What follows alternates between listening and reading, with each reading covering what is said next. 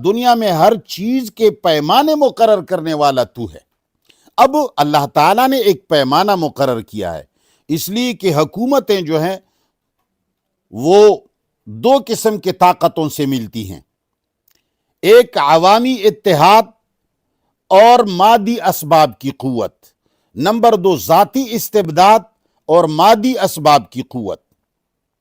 اب جو آدمی عوامی اتحاد اور مادی اسباب کی قوت کو جمع کرے گا تو اس کو حکومت مل جائے گی، اور اسی طرح ذاتی استبداد اور مادی اسباب کو جمع کرے گا تو بھی حکومتیں مل جائیں گی۔ اس پر اللہ تعالیٰ نے اپنے قانون میں طے کر دیا ہے۔ اب جو آدمی عوامی اتحاد کو بھی حاصل کرے اور مادی اسباب کی قوت کو بھی حاصل کرے تو انہیں الہی حکومتیں مل جاتی ہیں، ان کی حکومت الہیہ ہوتی ہے۔ موسیٰ علیہ السلام، داؤد علیہ السلام، محمد مصطفیٰ صلی اللہ علیہ وسلم، سلیمان علیہ السلام وغیرہ، ان کو جو حکومتیں حاصل تھیں یہ عوامی اتحاد بھی انہوں نے حاصل کیا تھا اور مادی اسباب کی قوتیں بھی حاصل کی تھیں، اور اس حکومت الہیہ کے اندر صدر اور عوام ایک سطح کے ہوتے ہیں، یہ حکومت الہیہ ہوتی ہے۔ دوسری ہے ذاتی استبداد اور مادی اسباب کی قوت، یہ فرعون، چنگیز، ہلاکو خان اور دیگر مفسدین نے حاصل کی تھی، ان میں ذاتی استبداد اور مادی اسباب کی قوت حاصل کی تھی۔ آج بھی جن مفسدین نے اللہ تعالیٰ کے مخالفین نے حکومتیں حاصل کی ہیں تو اللہ کے قانونی مشیت کے مطابق حاصل کی ہیں۔ تو اللہ فرماتے ہیں کہ آخرت کے اندر تو جنتی کو کوئی گزن نہیں ہے، وہ مزے اڑائے گا، اور جہنمی جہنم میں جائے گا، کبھی نہیں چھوٹ سکے گا۔ تو دنیا کے اندر ایسا کیوں ہے؟ اللہ فرماتے ہیں قل، آپ ان سے کہیے، اللہم، اے میرے اللہ، مالک الملک، تو ہی ملک کا مالک ہے، تؤتی الملک، تو جسے حکومت عطا کرتا ہے، تو تؤتی الملک، تو حکومت عطا کرتا ہے، من تشاء، اپنے قانونی مشیت کے مطابق ہی عطا کرتا ہے۔ تؤتی الملک، تو حکومت عطا کرتا ہے من تشاء، اپنے قانونی مشیت کے مطابق، وتنزع الملک، اور تو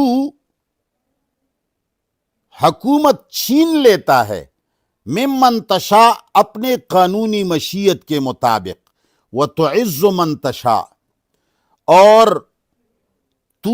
اپنے قانونی مشیت کے مطابق ہی غلبہ عطا کرتا ہے، وتذل من تشاء، اور اپنے قانونی مشیت کی مطابق ہی ذلیل اور رسوا کر دیتا ہے۔ بیدک الخیر، ساری بھلائیاں تیرے ہاتھ میں ہیں، تیرے قبضے میں ہیں۔ انک علی کل شیء قدیر، اے اللہ تو ہر چیز کے پیمانے مقرر کرنے والا ہے۔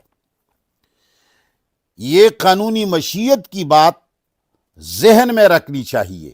اس کا اگر کوئی یہ ترجمہ کرتا ہے کہ تو جسے چاہتا ہے حکومت عطا کرتا ہے، جسے چاہتا ہے اس سے لے لیتا ہے، تو جسے چاہتا ہے عزت دیتا ہے، جسے چاہتا ہے ذلت دیتا ہے، پھر تو سب کچھ کرنے والا اللہ ہو گیا، پھر انسانوں کا اس میں کیا گناہ ہے؟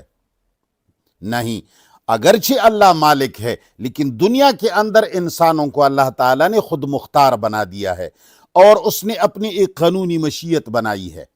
ایک آدمی اولاد چاہتا ہے، اگر کافر ہے اور وہ شادی کرتا ہے اور اس کے ساتھ اکٹھا سوتا ہے اور مجامعت کرتا ہے تو کافر کو بھی بچہ ملے گا۔ لیکن اگر کوئی مسلمان ہے اور وہ اللہ سے 1000 مرتبہ چاہے اور طواف کرتا رہے، حج کرتا رہے، اعمال کرتا رہے، جہاد کرتا رہے، لیکن شادی کر کے بیوی کے ساتھ نہیں سوتا تو اس کو کبھی بچہ نہیں ملے گا، اس لیے کہ یہ اللہ تعالیٰ نے بمعائے اس کے کہ اس کے قدرت اور اختیار میں ہے، لیکن دنیا کے اندر سب کو مختار اور سب کو خود مختار بنا دیا ہے کہ آپ میرے قانون کے مطابق جو کہیں گے، جو کریں گے، آپ کو وہی نتیجہ ملے گا۔ بس الم تری الی الذین، اے پیغمبر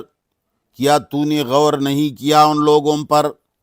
اوتو نصیبا من الکتاب جنہیں حکومت دی گئی تھی کتاب پر عمل کے ذریعے، اوتو نصیباً جن کو کچھ حصہ حکومت دیا گیا تھا، من الکتاب کتاب اللہ پر عمل کرنے کی وجہ سے،